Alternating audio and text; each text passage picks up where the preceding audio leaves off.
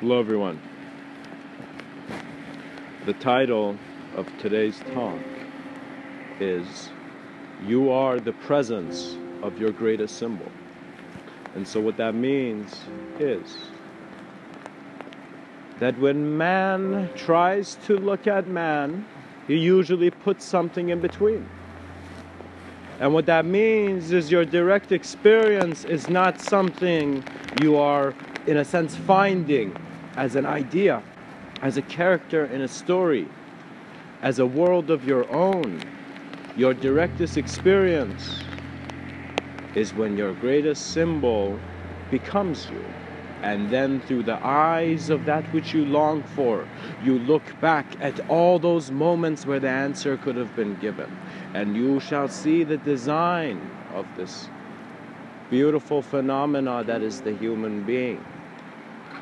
The consciousness of man is never just for man. The consciousness of man includes his known aspects and his unknown aspects.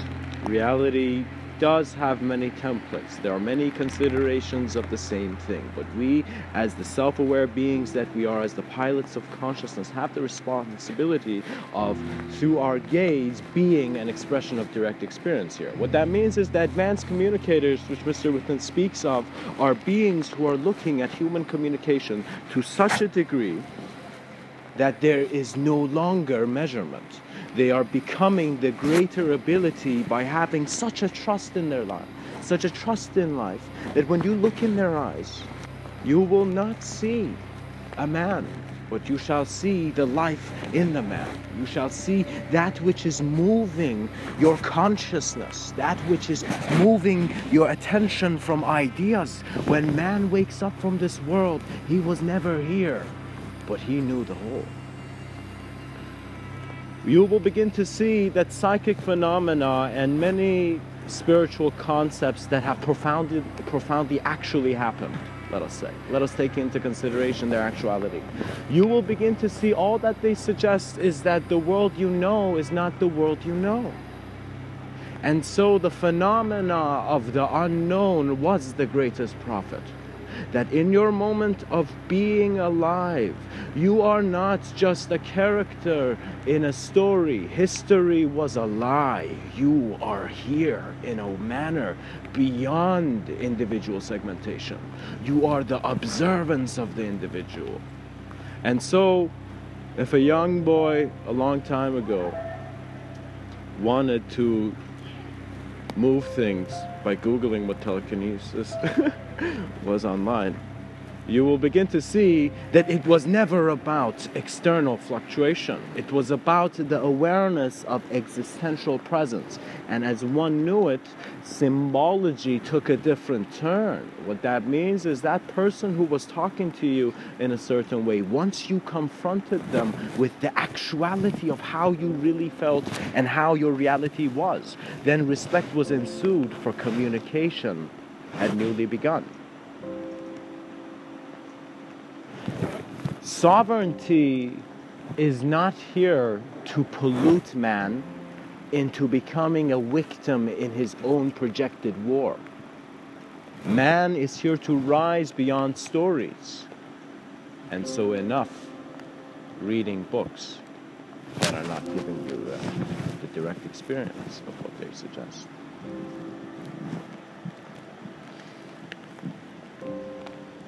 When it is said you are the presence of your greatest symbol, guys, you need to begin to see that humanity is at a certain position. What that means is I know my audience. It's the human being. The human being shares the same existential presence as me.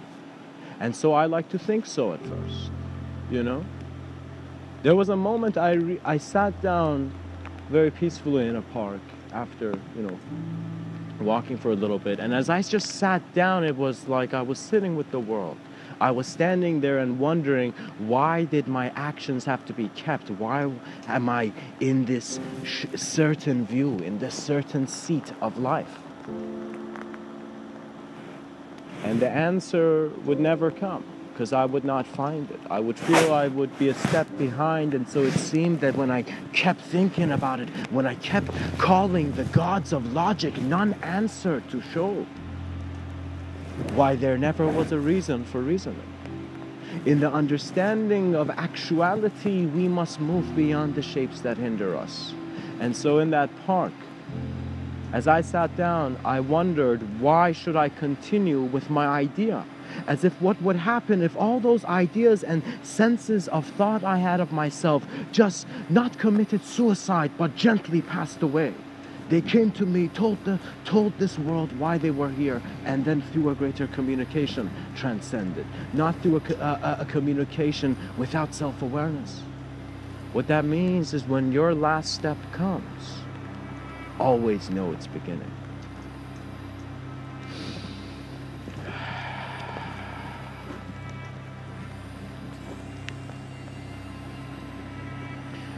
We must see that in our existential self-exploration, we really can't talk much. And symbology is simply the clothing. It is the mask. But who is wearing this mask? And there is a profound question mark. And this question mark is not one that can be seen. It is one where some questions you have where you can go ask someone or you can Google. Some existential questions you cannot have in a way where you can communicate to someone else. You just look at this life and your wonder belongs to your experiences which are in your memory and which come to you immediately to show you what you are made of. When I stopped asking life externally, when I stopped thinking that my world owed me, and I sat down to see how would the human experience be if it was trash. People throw their trash on the ground, right? I wondered, how would it be to be a still thrown being? And so I sat down, and as I sat down, my presence began to spiral out of my ideology, for there were integrative aspects where I noticed, regardless of the imagery here, there is a knowing within me beyond it. And so as this happened, you must realize you are not even being serious with yourself, guys. Many people do not recognize how the availability and the access this human experience provides into observing this world in its absolute view. What that means is you are thrown here not in a manner where you have come from somewhere else, but if you could see that if you had such love for the beauty of your world, you would begin to draw a painting, and if that painting had life, maybe man wondered of how he was drawn. We must begin to see that we must begin acknowledging a fractal sense of intelligence, that what we consider to be segmentation is actually unity. When they said, and one man's, how was that quote? Oh gosh. One man's trash is another man's treasure. It was meant that there are different projections, there are different worlds within this world we're all standing in. Each one of us is looking at the stars and has a certain inspiration, has a certain reception. It's as if we are receivers in this life, but we are also transcendent. We are also transforming in a very existential, alchemical way. What that means is something the scientists might have forgot when observing the caterpillar coming out from the cocoon and sequencing it and just giving it a certain objective meaning. Maybe what he forgot was that his vision was also changing, because Mr. Within knows everything in this life is growing, and so is the nature of your sight. So is the nature of your self-awareness. Every day that you are here, if you become existentially aware, so many of your ideas are changing that you can learn from yourself. It's as if at a certain depth in your awareness to what thought is, and if you don't acknowledge thought as you, in other words, when you are aware of thought, it's kind of like you're observing it, so you're in a different space. So what Mr. Within suggests is begin communicating, and not that you're thinking, not that you're a thought, but that you are aware of thought. Because awareness does not need to be based on form, for awareness was that transcendent hue when you could not see the glow. Do you see, guys? It is all about the recognition of why you are looking. It is important to search because Mr. Within finds that in this world, I looked at people and I wondered, help does not mean feeding the poverty, do you know, when the system is flawed, when those who can fix this world in an instant are constantly playing along with a story that is never them. Do you recognize the phenomena? World peace is an innate natural quality. For as long as man exists, he will seek the transcendence of his world, for he is connected to his world. And so it is up to you to take an existential responsibility as an individual consciousness to correct the individuality in this life by showing them the collectivity in your eyes, by being present in a way where when this world comes to break you, you cannot be broken. You are untouched, my beloved observer. See that the object was never you, for the you within the universe belonged to the sight that began. Just like there was a big bang the moment you were born, a spark was initiated in this world. Do not hinder yourself when illusions are to be let go. Because an illusion meant once you trust it, it cannot elude you. Once you confront your fear, you are going and again into the gladiator's arena, and fear has to communicate back to you.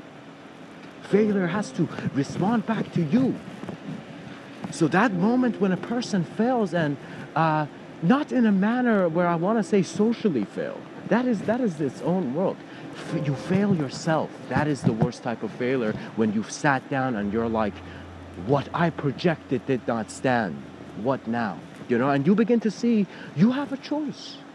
You can let go and forget about it, or you can master your craft. You can get hit 100 times by 1,000 words, and you will stand still, untouched, as if no fist ever existed, as if no illusion could be present in your presence.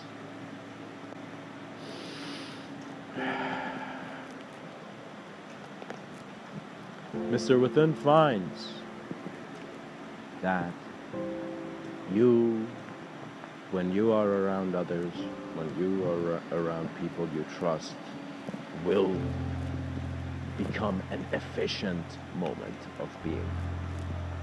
When the world around you is succeeding 1,000 times more than you, you would be happy, because then when you take a break, you'd be like, humanity's got it, humanity's taken care of, you know? That's the world we want to live in, where we wake up and we trust the human structures. Human structures are now, people are even moving away from structure, senses of organization. Politics should be the most profoundest and spiritual arena of man, and so it has become the filthiest. How can we change it? Well, it has to begin with honesty. It has to begin with being standing in front of audiences where they are becoming as if angry.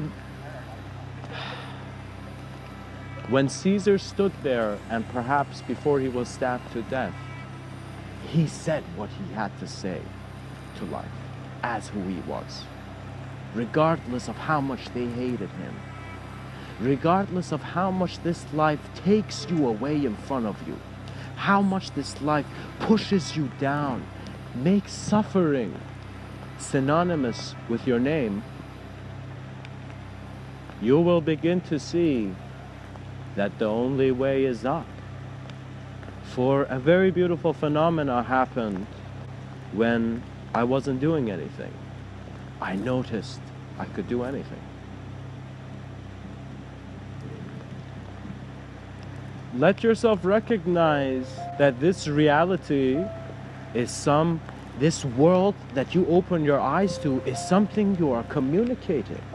Do not give yourself life and then make the world around you lifeless. For that would be a flaw in which you must accept. that you did not need to act in such a way.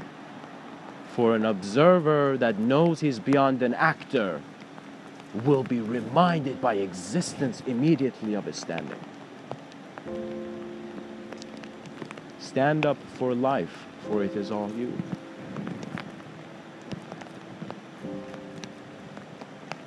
And as worlds break, in the presence of the greatest symbols known to man,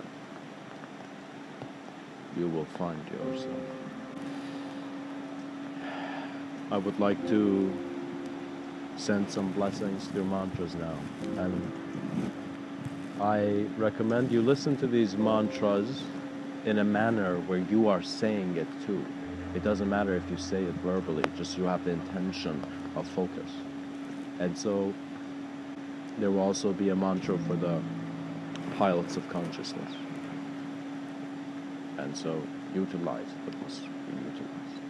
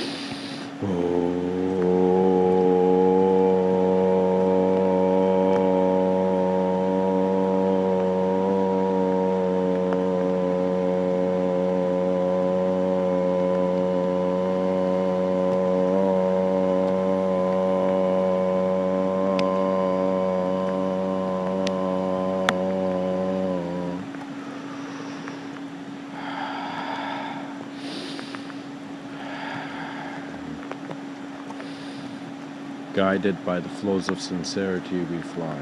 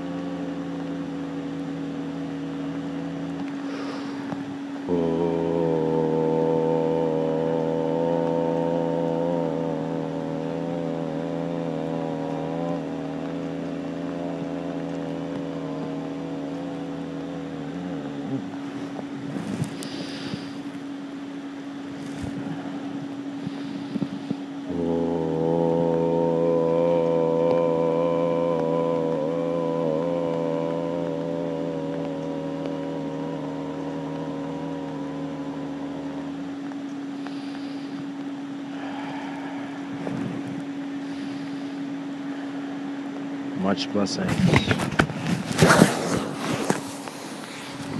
And namaste.